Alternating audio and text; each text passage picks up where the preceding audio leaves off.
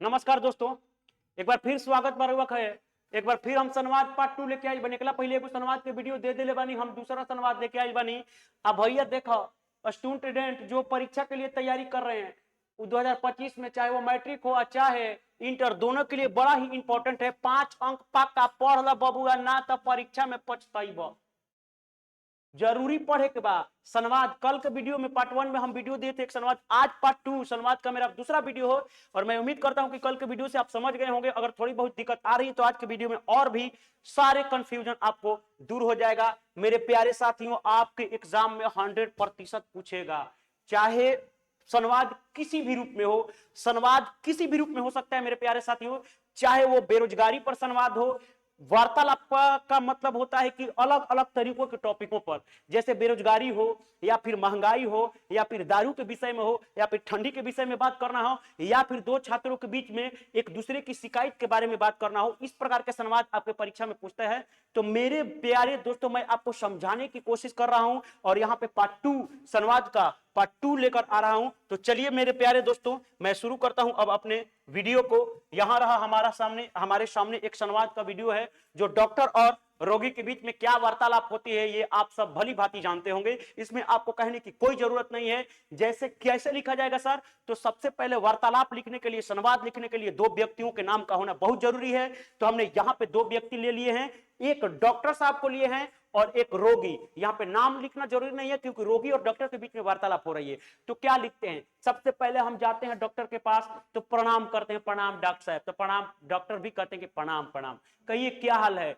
तो रोगी क्या कहते हैं कि देखिए ना डॉक्टर साहब, पिछले 2 दिन से बहुत खांसी बुखार बा, चाहे पेट गड़बड़ बड़ुए, चाहे सर दर्द करता, चाहे जो भी हो।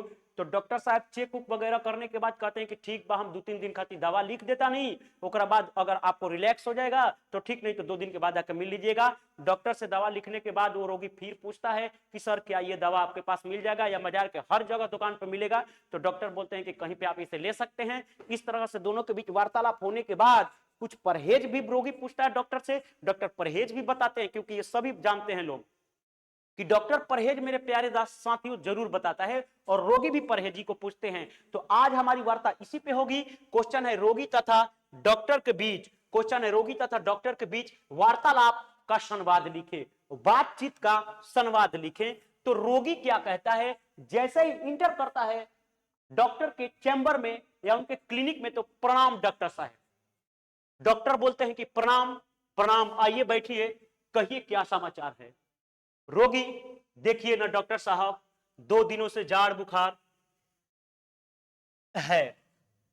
डॉक्टर बोलते हैं कि मुंह खोलिए, जीभ दिखाइए। डॉक्टर मुंह खोलने के लिए कहते हैं, जीभ दिखाने के लिए जीभ दिखाते हैं। हां, अब मुंह बंद कीजिए। रोगी, क्या रोग है डॉक्टर साहब, क्या रोग है डॉक्टर साहब। तो डॉक्टर बोलते हैं कि आपको जुकाम हो गया है, वायरस के कारण इन्फेक्शन, वायरस के कारण इन्फेक्शन हो गया है। चिंता करने की कोई बात नहीं है, दवाइयां दे देता हूं, सुबह शाम खा लेना, 4 दिन बाद फिर आकर चेकअप करा लीजिएगा। ऐसी डॉक्टर साहब कहते हैं। रोगी बोलते हैं कि दवा सभी दुकान पर मिल जाएगी ना डॉक्टर साहब।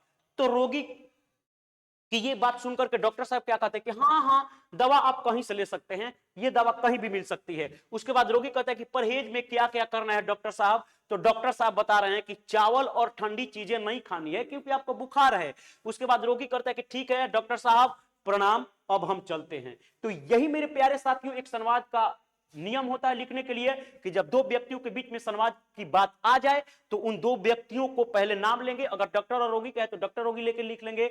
अब मेरे प्यारे साथियों इस तरह से अनेक टॉपिक रहेंगे लिखने के लिए, ये कोई जरूरी नहीं है। आपका प्रदूषण पर भी दो मित्रों के बीच में संवाद लिखने के लिए आ जाएगा, परीक्षा की तैयारी के लिए भी संवाद लिखने के लिए आ जाएगा, बढ़ती महंगाई पर भी संवाद लिखने के लिए आ जाएगा, या बढ़ती प्रदूषण पर भी संवाद लिखने के लिए आ जाएगा।